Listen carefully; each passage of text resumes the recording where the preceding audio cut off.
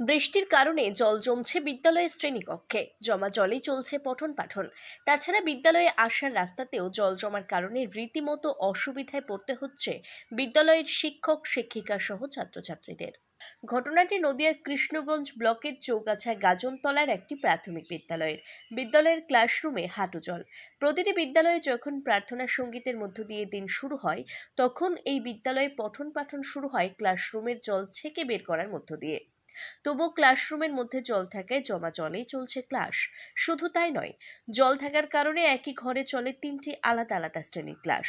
এই ঘটনা একদিনের নয়, দীর্ঘদিন ধরে এই সমস্যার সম্মুখীন বিদ্যালয়ের ছাত্রছাত্রী থেকে শিক্ষক শিক্ষিকারা। বর্ষার কারণে অল্প বৃষ্টিতে ক্লাসরুমে জল ঢোকায় রীতিমতো অসুবিধার সম্মুখীন হচ্ছে সবাই।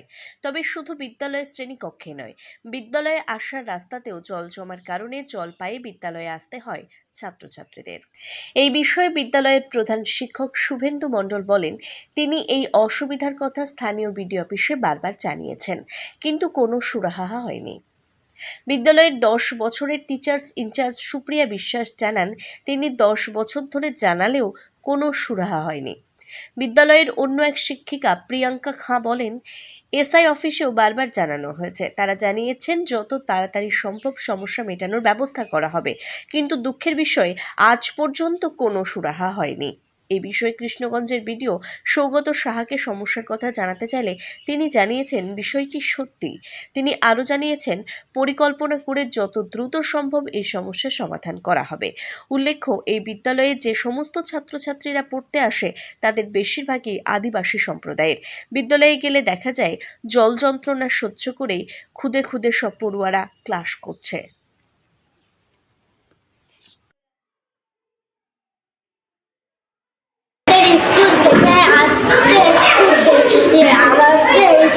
জল পাড়িয়ে আসতে আমরা পড়ে যাই, যেতে যেতে খুব কষ্ট হয়, যে আমাদের জামা কাপড় ভিজে যায়।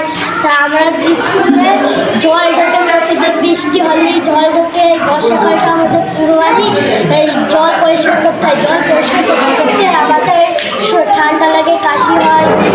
এতে আমাদের জল পরিষ্কার করেই ক্লাস শুরু করতে হয়, তাহলে আমাদের ক্লাস শুরু হয় না।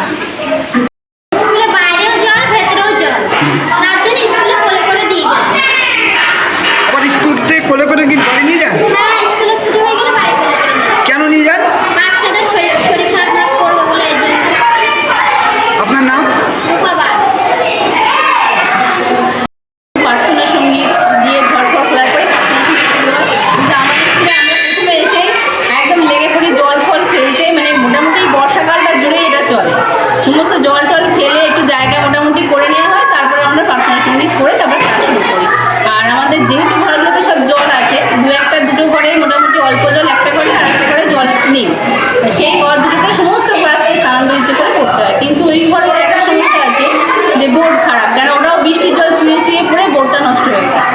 তাই একটু অবশ্যই আমাদের এই বোর্ড দিয়ে কাজ চালানো হয়। এভাবে চলছে, রোজ আমাদের ওই জল ফেলে স্কুল শুরু হচ্ছে, আবার মানে তারপরে জল আবার উঠে যাচ্ছে। এটা একটা সমস্যা, এখনো সেভাবে কিছু সুরাহা হচ্ছে না।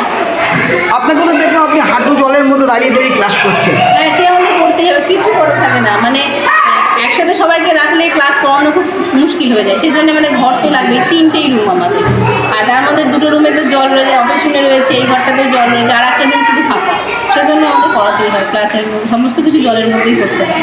কি চাইছেন? চাইছি তো অবশ্যই এটা একটা কোনো ব্যবস্থা হবে, মানে সরকার এসে আমরা জানিয়েছি, এসে দেখুক কীভাবে কী ব্যবস্থা করা যায়।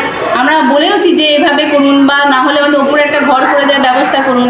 তা আসলে বলা হয়েছে, যদি ব্যবস্থা না নেয় তখন তো আমাদের সত্যি খুব মুশকিল। কারণ আমাদের বিভিন্ন মানে ছাত্রছাত্রীদের অভিভাবকরা এসে আমাদেরকে বলে যে বাচ্চা আজকে জলে পড়ে গেল, আজকে এই ভিজে গেছে, কালকে জ্বর এসেছে, এই জন্য স্কুল কামায়, ও ওই জন্যে আসছে না। এটা চলতেই থাকে।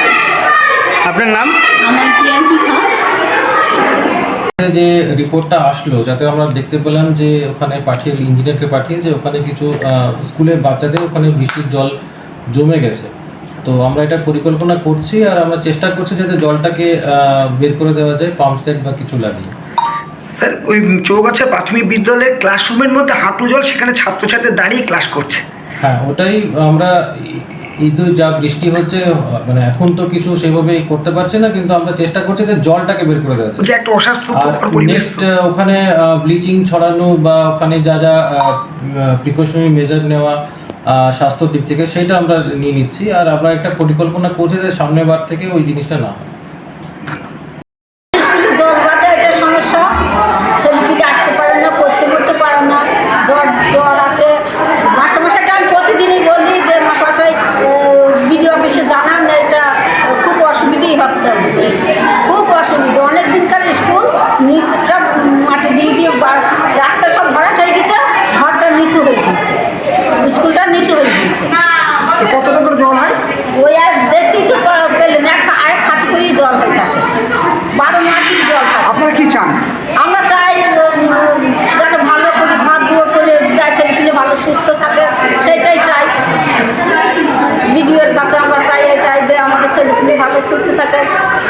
অফিসে যখন স্কুল করে দিয়েছেন সেরকম ছেলেপিলে থাকারও তো সেরকম ব্যবস্থা করে দিতে হবে। ব্যবস্থা না করে দিলে ছেলেপিলে পড়বেই বা কী করে, থাকবেই বা কী করে। ছেলেপিলে শরীর খারাপ, এটা তো 12 মাসই হয়, 12 মাসে ওই জন্য তো আমরা বলি বিডিওকে আসতে, এটা দেখে শুনে ভালো করে দিয়ে যায়। আপনার নাম?